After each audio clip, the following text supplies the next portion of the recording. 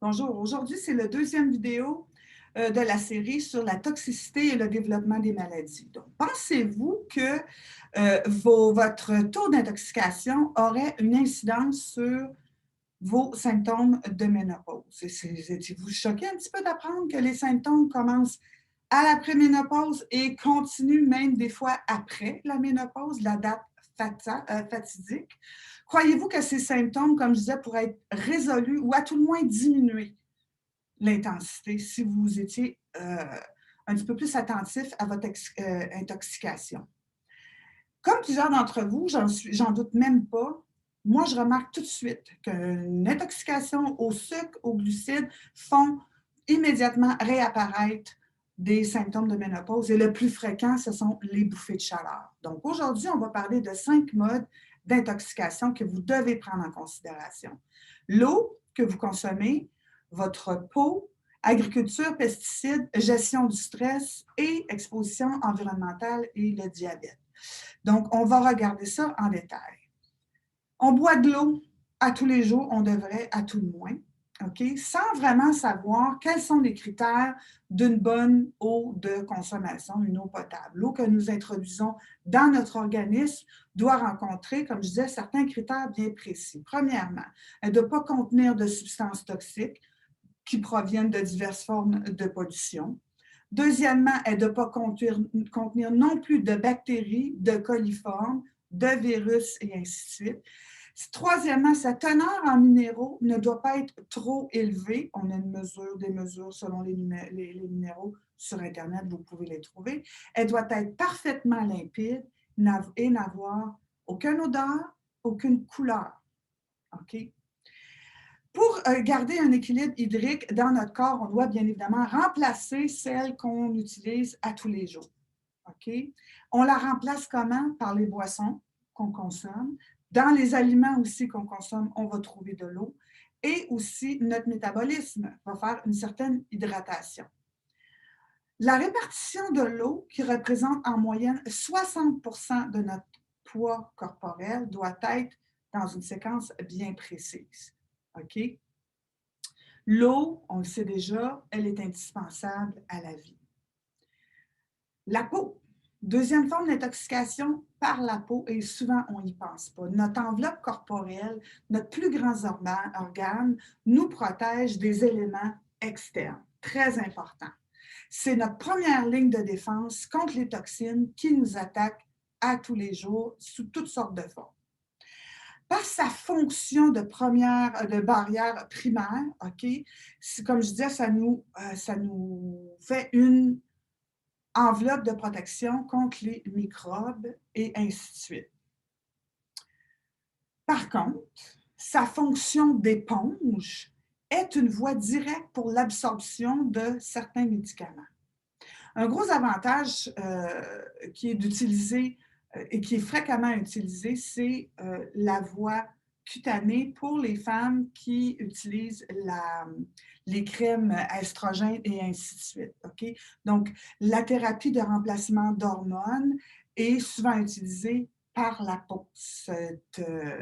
Cette voie cutanée, okay, va administrer le médicament qui va se retrouver dans la deuxième couche de la peau où on va retrouver les vaisseaux sanguins et les vaisseaux lymphatiques.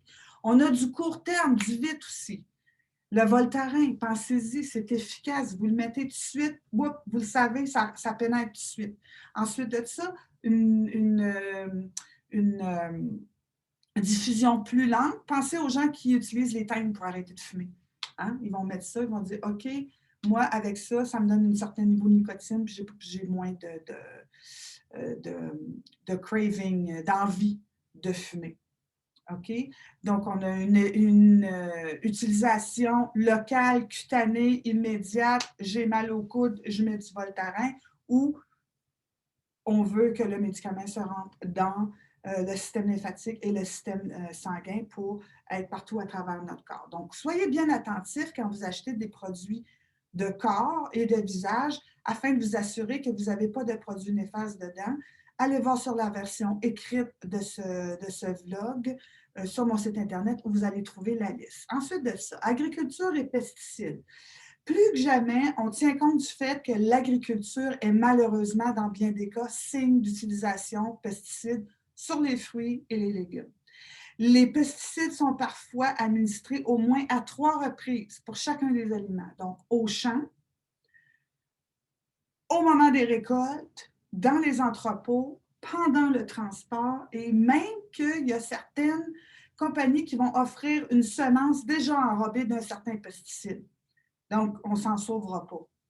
C'est bien important de bien nettoyer vos fruits et vos légumes avec toutes sortes de recettes suggérées, bicarbonate de soude, du gros sel, bien rincé. Allez voir sur Internet, vous en trouvez plein. Ensuite de ça, la gestion du stress. Le stress peut s'inscrire comme élément toxique dès notre enfance, OK? Mais avoir des répercussions beaucoup plus tardivement dans notre vie. Ce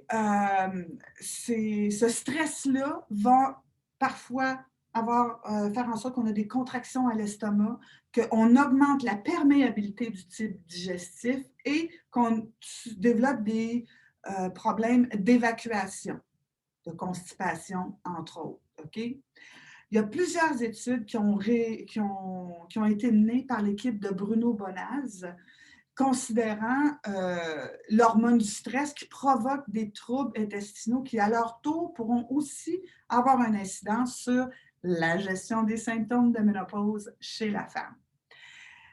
Ensuite, exposition environnementale et diabète. Ici, je fais référence à une étude du docteur Pizzorno. Dans mon premier vlog, j'en ai parlé, mais je trouve ça important de le répéter parce que c'est important. Lui affirme qu'environ 90% de l'épidémie de diabète est entièrement due aux toxines et aux substances toxiques dans notre environnement.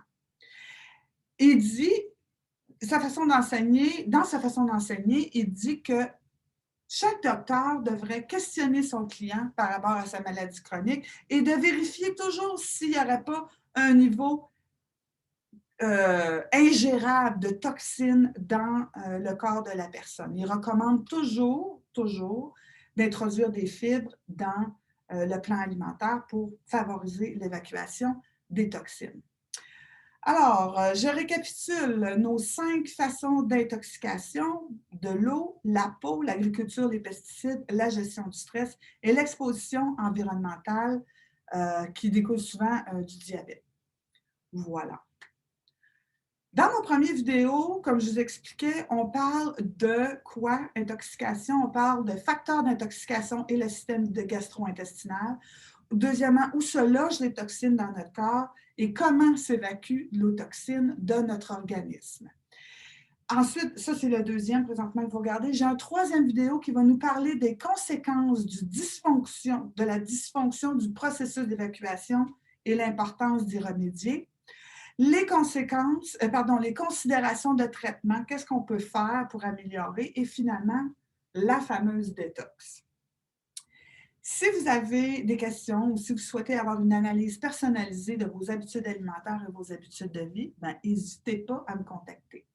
Je vous invite aussi à partager mes vlogs avec des femmes qui sont susceptibles d'apprécier le contenu. Ça pourrait peut-être les intéresser. Je vous remercie. Je vous souhaite une excellente fin de journée. À bientôt.